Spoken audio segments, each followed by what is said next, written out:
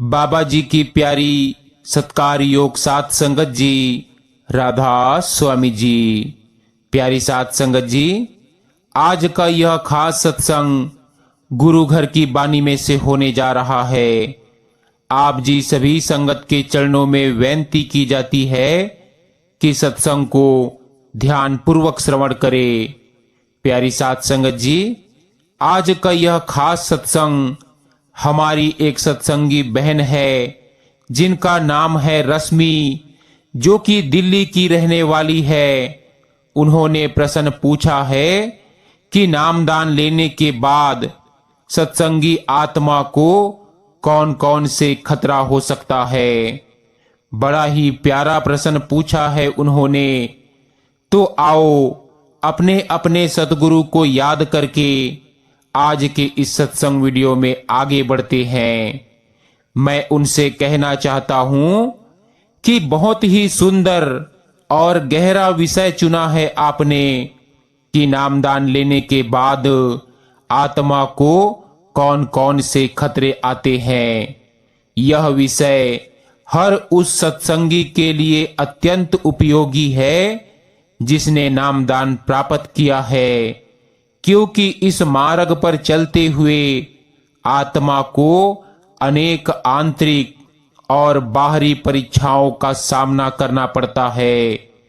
यह सत्संग एक हृदय स्पर्शी शैली में होगा, जैसे आप स्वयं डेरा ब्यास के सत्संग पंडाल में बैठे सुन रहे हो। गुरु प्यारी सत्कार योग सात संगत जी, जब कोई जीव आत्मिक जागृति की चाह में आता है और सतगुरु की शरण में बैठकर नामदान ग्रहण करता है, तब असली यात्रा प्रारंभ होती है। संसार में जन्म लेने से लेकर नामदान लेने तक आत्मा केवल भटकती रही, कर्म, विकार और मोह माया के जाल में। लेकिन जैसे ही जीव को नामदान प्राप्त होता है, वह पहली बार असली दिशा में कदम बढ़ाता है। आत्मा की परमात्मा से मिलने की यात्रा शुरू होती है। परंतु क्या यह यात्रा सरल होती है? बिल्कुल नहीं। जैसे जैसे आत्मा आगे बढ़ती है, उसे अनेक अदृश्य और सूक्ष्म रूपों में खतरे, भ्रम और धोखों का सामना करना पड़ता है। ये खतरे भीतर भी हैं और बाहर भी हैं। और सबसे बड़ा धोखा कौन देता है, ये तो आप सभी जानते होंगे। ये है हमारा अपना मन। नामदान कोई साधारण क्रिया नहीं है, यह ब्रह्मांड की सबसे पवित्र दीक्षा है। जब कोई जीव नाम प्राप्त करता है, उसे गुरु द्वारा 5 पवित्र नाम दिए जाते हैं, जो आत्मा को धीरे धीरे शरीर से ऊपर उठाकर खंडों के पार ले जाते हैं। गुरु साहिब कहते हैं, नाम एक अमोलक रतन है, जेहि पाया सो धन्य। मन को मार के जो सुमिरै, होवत सहज अनुबंध। कहते हैं कि गुरु आत्मा को एक ऐसा मार्ग दिखाते हैं जिसे स्वयं चलना होता है, लेकिन साथ ही उस पर गुरु की दृष्टि और सुरक्षा भी बनी रहती है। अब हम इस सत्संग के मुख्य विषय पर आते हैं। हम उन प्रमुख धोखों और खतरों को विस्तार से समझेंगे जिनसे नामदान प्राप्त आत्मा को सावधान रहना चाहिए। नामदान प्राप्त करने के बाद एक नया अहंकार जन्म ले सकता है।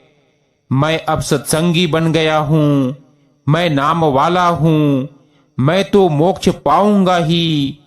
यह सूक्ष्म अहंकार धीरे धीरे भीतर से भक्ति को खोखला कर देता है। गुरु बिन ज्ञान न होई। कहते हैं कि अहंकार को मारना सबसे बड़ी तपस्या है। अहंकार का सबसे खतरनाक रूप यह होता है कि वह भक्त को यह महसूस भी नहीं होने देता कि वह अहंकारी हो गया है। जब आत्मा नाम जपने लगती है, मन को यह बात बहुत अखरती है। वर्षों से मन आत्मा पर राज कर रहा था। अब जब आत्मा मुक्त होना चाहती है तो मन प्रतिरोध करता है। ध्यान में बैठते ही मन भटकाने लगता है। स्मृति में गंदे विचार, पुरानी बातें, अप्रिय अनुभव आ जाते हैं। भजन करते करते अचानक आलस या झपकी आने लगती है। यह सब मन की चालें है ताकि आत्मा नाम से हट जाए। जब आत्मा थोड़ी प्रगति करती है तो कभी कभी ध्यान में रोशनी, रंग, आकृतियां या ध्वनियां दिखती है। मन इस अवसर पर फिर धोखा देता है। वह कहता है, देखो अब तुम सिद्ध हो गए हो, तुम्हें अब और अभ्यास की आवश्यकता नहीं। यहाँ बहुत बड़ा खतरा है। यह सब काल की माया है। असली धुन, असली प्रकाश जब आता है तब आत्मा अहंकार से मुक्त होती है, विनम्र होती है। नामदान लेने के बाद अगर संगत नहीं बन रही या फिर हम पुराने साथियों की संगति में लौट गए जो शराब, मांस, लोभ आदि में लिप्त है, तो धीरे धीरे भक्ति ठंडी हो जाती है। शंकाएं मन में घर करने लगती है। सत्संग में रुचि कम होने लगती है। कुसंग एक ऐसा धीमा जहर है जो धीरे धीरे आत्मा को नाम से काट देता है। कई बार जीवन में कठिनाइयां आती है। अगर उस समय हम यह सोचने लगे कि बाबा जी ने मेरा ध्यान क्यों नहीं रखा, इतना भजन किया फिर भी नौकरी नहीं लगी, तो यह विश्वास की नींव को हिलाता है। सतगुरु तो हमेशा आत्मा के साथ है, परंतु परीक्षा के समय मौन रहते हैं। उस समय ही हमें सबसे अधिक उनके नाम और सुमिरन में टिके रहना चाहिए। कुछ आत्माएं नाम को सिर्फ कर्म काटने की मशीन समझ लेती है। भजन कर लेंगे तो पाप कट जाएगा, माफी मिल जाएगी। यह सोच आत्मा को साधना से दूर करती है। नाम कोई तावीज नहीं, वह तो परमात्मा से मिलने का सजीव पुल है। कभी कभी आत्मा भक्ति को प्रदर्शन का माध्यम बना लेती है। दूसरों के सामने ज्यादा बैठना, सेवा को अहंकार में बदल देना, सत्संग में सिर्फ दिखाने के लिए जाना, यह नाम की पवित्रता का अपमान है। ऐसे में आत्मा आगे नहीं बढ़ती, वहीं अटक जाती है। जब कोई दुर्घटना टल जाती है, जब कोई बुरा कर्म कट जाता है, जब कोई संकट टल जाता है, वह सब गुरु की कृपा से ही होता है। लेकिन यदि आत्मा यह सब अपनी समझ या किस्मत मानने लगे तो वह गुरु को भूल रही होती है, जो सबसे बड़ा धोखा है। गुरु साहिब कहते हैं, नाम लिया पर नाम न जाप्या, तो समझो अभी भी मन ही थाप्या। कहते हैं कि नामदान मिलना सौभाग्य है, पर उस पर चलना सबसे बड़ा तप है। धोखों से बचने का एक ही उपाय है, गुरु चरणों में पूर्ण समर्पण। अब हम यह जानेंगे कि आत्मा इन खतरों से खुद को कैसे सुरक्षित रख सकती है और गुरु की कृपा से सचखंड की ओर आगे कैसे बढ़ सकती है। गुरु केवल नाम नहीं देते, वे आत्मा के रक्षक भी होते हैं। जब तक आत्मा गुरु के चरणों से जुड़ी रहती है, तब तक काल उसे छू नहीं सकता। लेकिन जैसे ही आत्मा चरणों से ध्यान हटाती है वह मन और काल के जाल में फंस जाती है। प्रत्येक भजन से पहले गुरु चरणों का ध्यान करें। सतगुरु जब नाम देते हैं तब वे साथ में कहते हैं, सिमरन को नियम बनाओ। ये नियम कोई बंधन नहीं बल्कि रक्षा कवच है। जैसे जैसे आत्मा सिमरन को नित्य करती है वैसे वैसे मन की पकड़ ढीली पड़ती है, विकारों की शक्ति क्षीण होती है, अहंकार गलने लगता है और अंदर से आत्मा एक दिव्य प्रकाश में नहाने लगती है। ध्यान रखें, सत्संग आत्मा का टॉनिक है। कभी कभी आत्मा उदास होती है, भजन में रस नहीं आता, मन भारी हो जाता है। तब सच्चे सत्संग की संगति आत्मा को फिर से जगाती है। सत्संग से आत्मा को दिशा मिलती है, नए अनुभवों की प्रेरणा मिलती है, विश्वास में स्थिरता आती है और मन शांत होने लगता है। जो आत्मा सेवा में रची बसी होती है उसमें अहंकार पनप नहीं सकता। लंगर की सेवा, संगत की जूठन उठाना, सत्संग स्थल की सफाई, सेवा में मौन भाव से काम करना, इन सब सेवाओं से आत्मा में विनम्रता और समर्पण का भाव जन्म लेता है।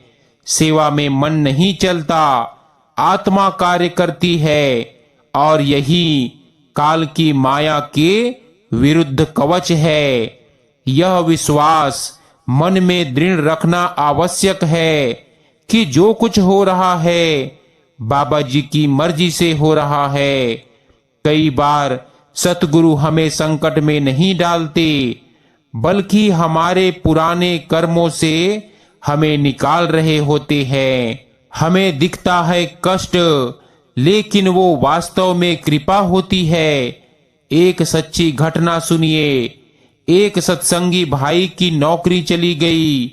उसने बहुत रोकर बाबा जी से प्रार्थना की। महीनों तक उसे कुछ ना मिला, लेकिन उस दौरान उसने भजन नियमित कर दिया। अचानक उसे ऐसी नौकरी मिली जहां उसकी आत्मा को शांति और सेवा दोनों मिली। बाबा जी ने उसका पुराना कर्म काटा और नई राह दिखाई। गुरु जो कहते हैं उसमें तर्क नहीं करना चाहिए, मान लेना चाहिए। यह करना चाहिए, यह नहीं करना चाहिए। यह विचार सतगुरु की आज्ञा से ऊपर कभी नहीं जानी चाहिए। नामदान लेने के बाद अगर जीव मांस खाना ना छोड़े, शराब पीना ना छोड़े, गुस्से में दूसरों को अपमानित करता रहे तो फिर आत्मा वहीं की वहीं रह जाती है और नाम ऊपर नहीं चढ़ता। कहते हैं सतगुरु की मर्जी में रहो, सच्चे नाम का फल तभी पाओगे। गुरु साहिब कहते हैं कि यह मन का सबसे बड़ा धोखा है। क्या सच में शब्द अंदर है? क्या सचखंड वास्तव में है? क्या बाबा जी सब जानते हैं? ये सब मन के फैलाए हुए बादल हैं जो प्रकाश को ढक देते हैं। शंका का इलाज है संगति और भजन। शंका से संवाद नहीं, सुमिरन से उसका समाधान करे। एक सत्संगी जो भजन के नियम पर चलता था, एक बार बस दुर्घटना से चूक गया। बाद में पता चला वह बस खाई में गिर गई थी। उसने बाबा जी को धन्यवाद दिया। बाबा जी बोले, सिमरन रक्षा करता है।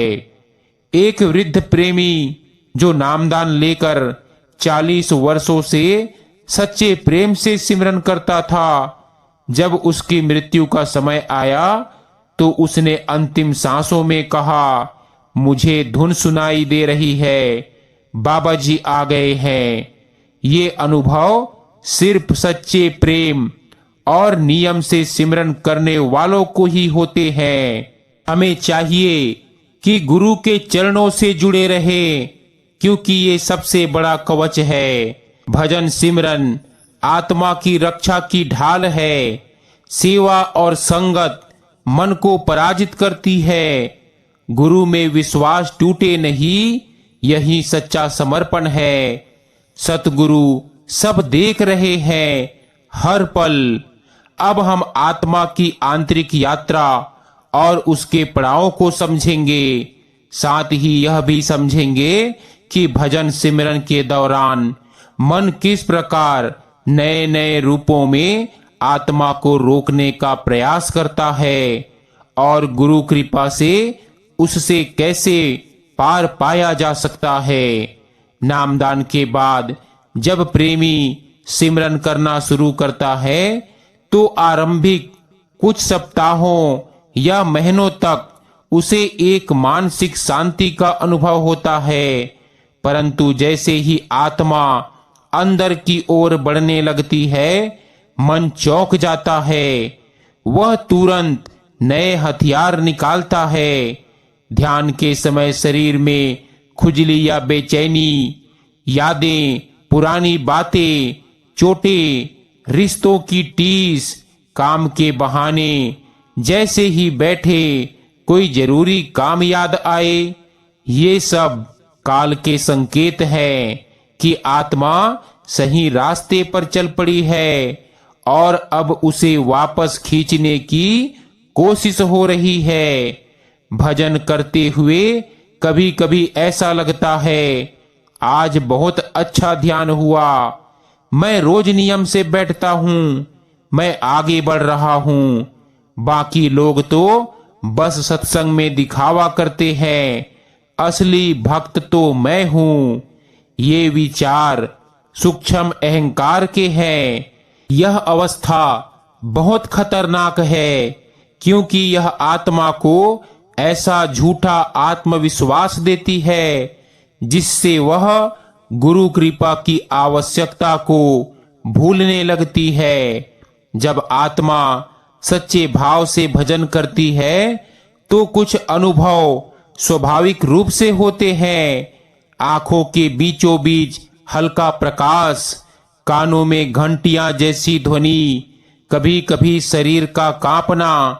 लेकिन यहाँ पर बहुत सावधानी जरूरी है। इन अनुभवों को आत्मिक उपलब्धि मान लेना बहुत बड़ा धोखा है। ये सिर्फ प्रारंभिक संकेत है कि आत्मा आगे बढ़ रही है। ध्यान से प्रकाश आए, ना मानो ये फल।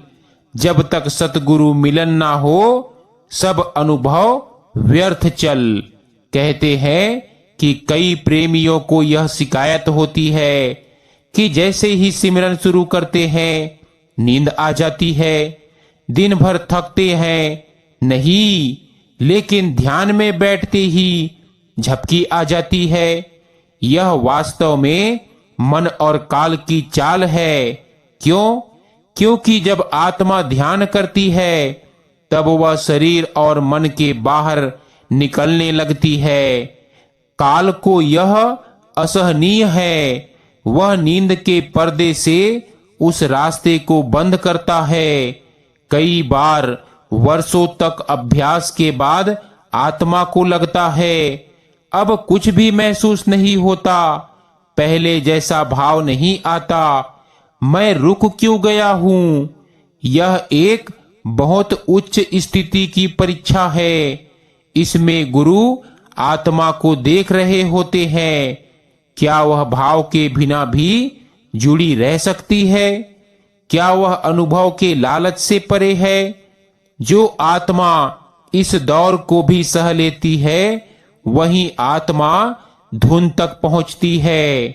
जब आत्मा भजन में आगे बढ़ती है तो एक दिन उसे कानों में ध्वनि सुनाई पड़ती है, लेकिन यह भी धोखे से रहित नहीं है।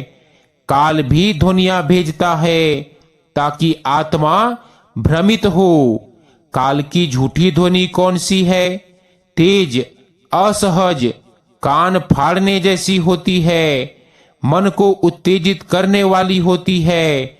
ध्यान टूटता है, लेकिन मालिक की सच्ची ध्वनि मधुर, शांत, धीरे धीरे गूंजने वाली मन को शांत करती है, आत्मा को ऊपर खींचती है। गुरु साहिब कहते हैं, जब धुन आए तब अहंकार ना आए। गुरु से कहो, हे मालिक, आप ही बजा रहे हैं, मैं कुछ नहीं। जब आत्मा इन सब धोखों से ऊपर उठती है, तब ध्यान में एक स्पष्ट धुन गूंजती है। मन शांत रहता है, विचार नहीं आते। हृदय में गुरु की उपस्थिति महसूस होती है। कभी कभी सपने में गुरु के दर्शन होते हैं। आंखें बार बार भीतर ही झांकना चाहती है। यह संकेत है कि आत्मा अब काल के घेरे से बाहर निकल रही है। अब जैसे जैसे आत्मा आगे और ऊपर उठती है, काल और मन और भी सूक्ष्म, रहस्यमय और खतरनाक रूप में प्रलोभन देते हैं। जब आत्मा भजन में थोड़ी ऊंचाई तक पहुंचती है, तब कभी कभी उसे दूसरों की मन के बातें जानने की इच्छा होती है। भविष्य की हल्की झलक दिखती है। शरीर में कंपन, अग्नि का अनुभव, ऊर्जा का संचार महसूस होता है। यहाँ पर काल सबसे खतरनाक जाल बिछाता है। तू अब सिद्ध बन गया है, तू चमत्कारी है, लोग तेरे आगे झुकेंगे। यहीं से आत्मा का पतन शुरू होता है। सच्चे गुरु अपने प्रेमियों को कभी चमत्कारों के पीछे नहीं जाने देते।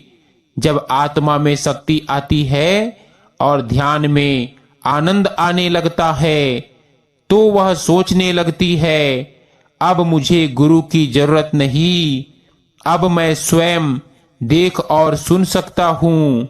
अब मुझे कोई सलाह देने की आवश्यकता नहीं। यह स्थिति बहुत ही खतरनाक है। यह वो अवस्था है जहां काल सीधे आत्मा से बातें करने लगता है, गुरु का रूप लेकर। ऐसी आत्मा फिर भक्ति से हटकर भ्रम में गिरती है। कुछ साधक ध्यान में गुरुओं के दर्शन होने की बातें करते हैं, लेकिन यदि वह आत्मा अभी तक सच्चे नियम में नहीं है, सेवा संगति में नियमित नहीं है, विनम्रता में कमी है, तो समझिए कि ये दर्शन असली नहीं बल्कि काल का भ्रम है। काल स्वयं गुरु का रूप धर लेता है ताकि आत्मा उससे प्रभावित हो जाए और उसका अनुसरण करे। और जैसे ही वह आत्मा उस छवि को सच मानती है, काल उसका रास्ता बंद कर देता है। कुछ प्रेमियों को जब थोड़ा अनुभव होता है, वे सत्संग देने लगते हैं, बिना अनुमति दूसरों को सुधारने लगते हैं, खुद को गुरु का विशेष सेवक घोषित कर देते हैं। यह एक घातक अवस्था है। जिसने अभी तक गुरु को पूर्ण नहीं जाना, वह दूसरों को क्या रास्ता दिखाएगा।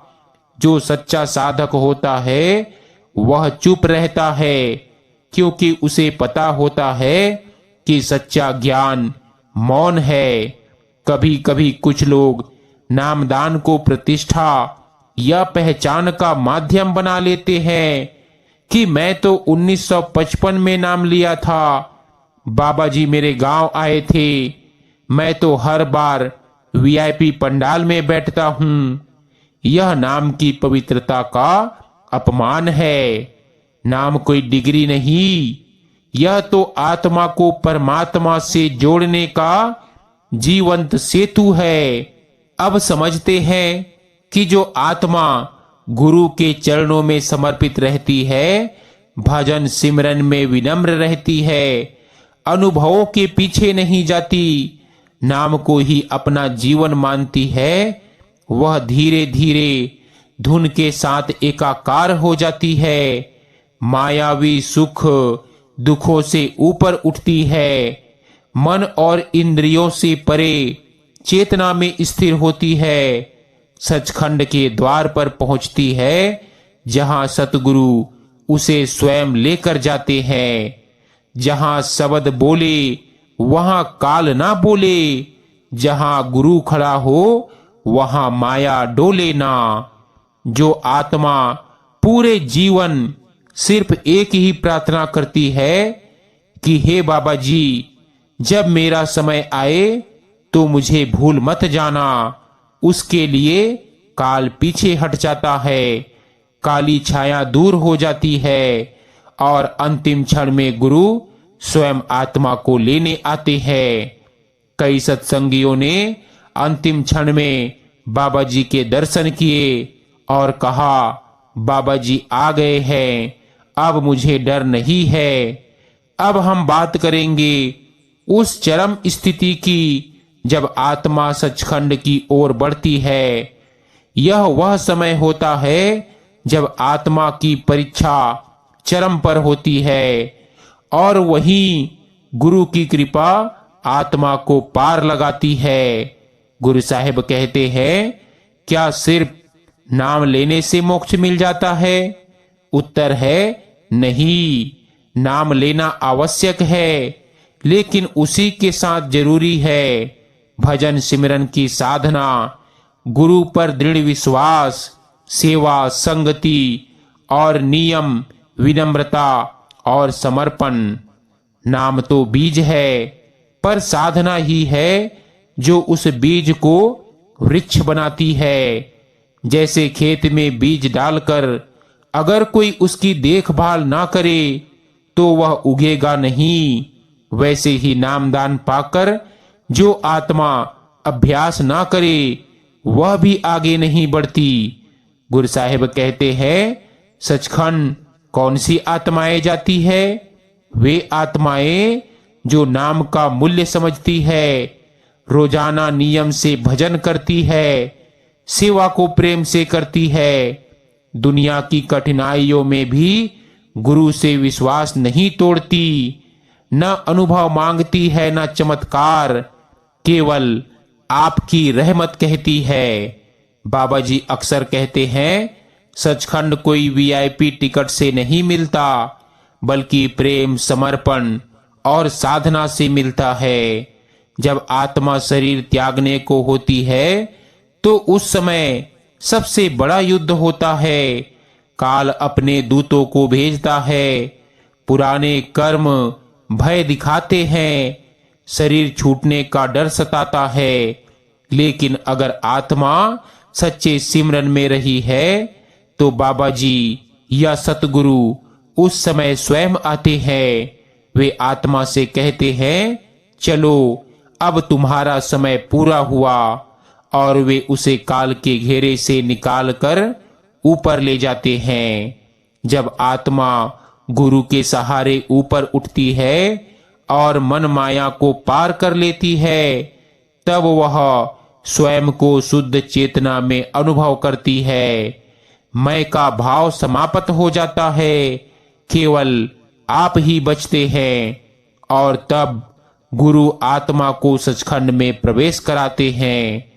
वहां कोई शब्द नहीं, केवल प्रेम है, संगीत है, मौन है, प्रकाश है और गुरु की बाहों में विश्राम।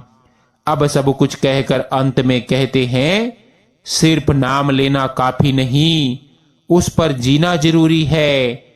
सचखंड की पात्रता सच्ची साधना और समर्पण से मिलती है।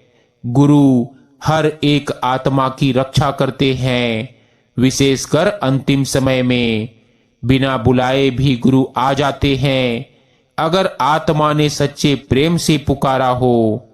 सचखंड की यात्रा में सबसे बड़ा सहारा नाम और गुरु की शरण है। सो गुरु प्यारी सत्कार योग साथ संगत जी, आज का हमारा यह सत्संग यही समाप्त होता है। बेनती है कि चैनल को सब्सक्राइब करके बेल नोटिफिकेशन को ऑल पर जरूर प्रेस कर दीजिएगा, ताकि जब भी हम सत्संग वीडियो अपलोड करें सबसे पहले आप जी तक पहुंच सके।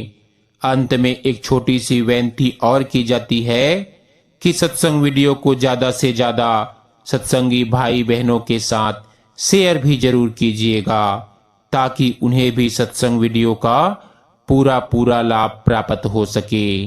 राधा स्वामी जी।